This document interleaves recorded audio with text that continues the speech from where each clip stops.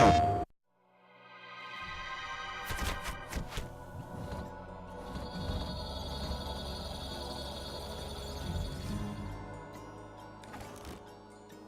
see there being two big benefits to being a small independent developer. One of them is that you get to, and they're related actually, right?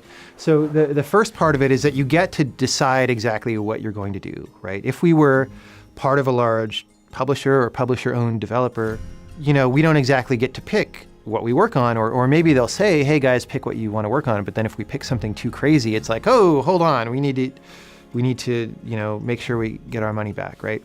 So the first part of it is that we can pick anything. The field of what's possible in games is so large that we can sort of cast our fishing rod out into an area that nobody else is even looking at. Our new game, The Witness, is like that. The second half is that with that independence that we have and that ability to be free in what project we choose, we also have the freedom not to have to make a huge profit if we don't need to.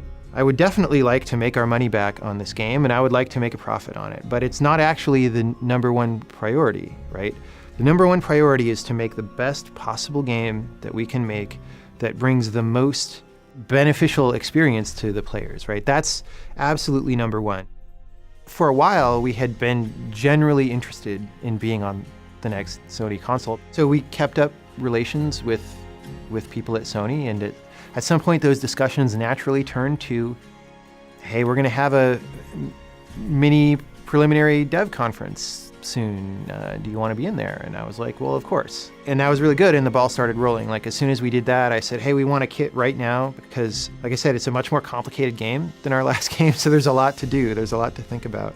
But the trick is that there's magic there in the subject that we're exploring, and because the game was not constrained by financial fetters, we were able to find the magic and make it as good as we possibly could. And the game is a multi-layered thing, and every layer is absolutely the best that we know how to make. So when you go in, if you just are interested in a puzzle game and you're not really looking at story or philosophy or anything like that, there is a really good puzzle game there.